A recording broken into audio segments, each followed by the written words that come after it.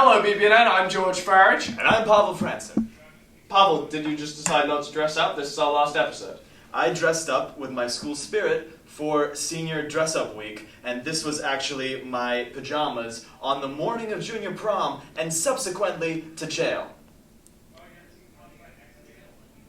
Oh.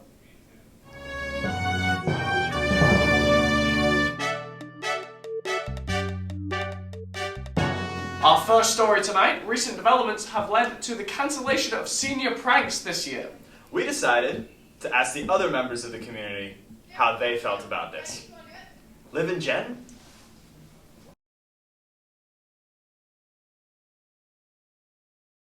Okay, I've never anchored. How hard is it okay to flex?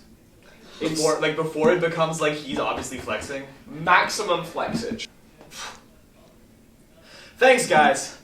Hopefully, this does not change things too much for the years to come.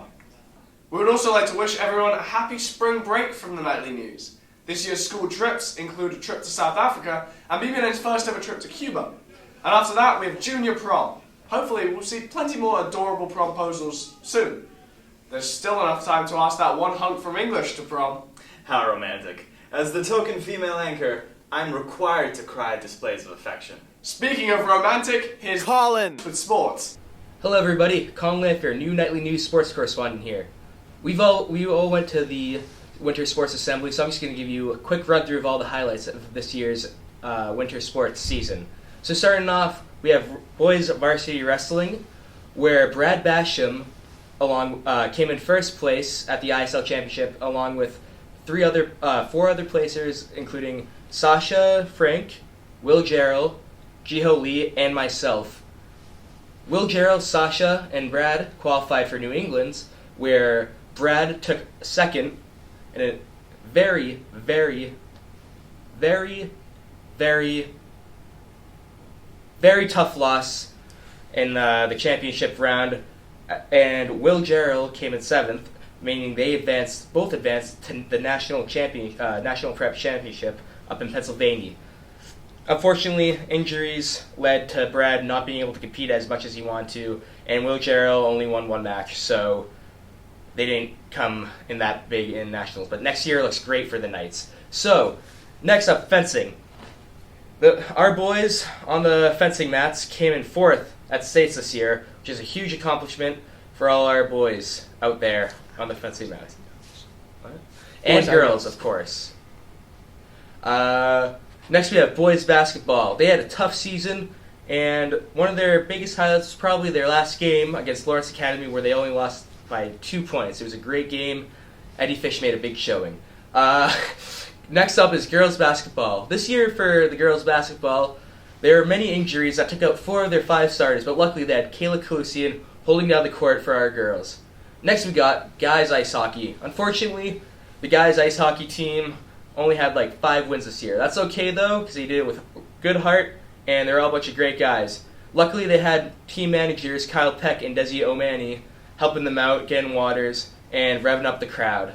Next we have girls hockey. They finished third in the ISL, a huge accomplishment, and as usual, they're kicking butt out there. Good job, girls. Next up, we have squash, girls and guys squash. And I just want to say, Jimmy Allen, I love you. And that's about it I have to say about the squash team. And also this season, we got to see the debut of the rock climbing team, which is a big hit among some of the more adventurous kids here at BB&N. That's it for this year's winter sports season. I'll see you next time on the Nightly News. Colin Lanphier, signing out. Great work, Knights. Top-notch job this season. Other than constant, continuous victory, the season has also seen record low temperatures and several blizzards. I think you've got last year's weather there, Pavel. This year has had record warm temperatures, and right now we don't have any snow on the ground. What? Never mind. Tragically, for our precious seniors, this is our last edition of the Nightly News. The seniors are graduating. Your favorite video news program will be left in the capable hands of our producer, Rose Meyer. As the founder of the Nightly News, I would like to take a moment to appreciate and recognize the people who have made this crazy idea of mine a reality. Firstly, our seniors.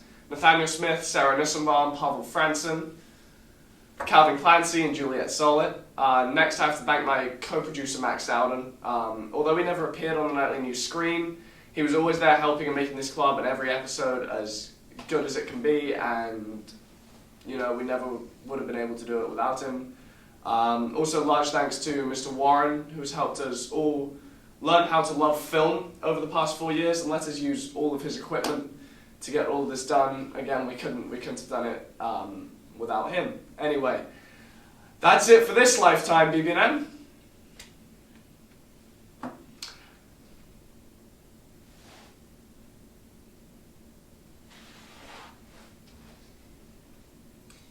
Thanks for watching. I'm George Ferridge. And I'm Pavel Frantsen. And this has been the Nightly News.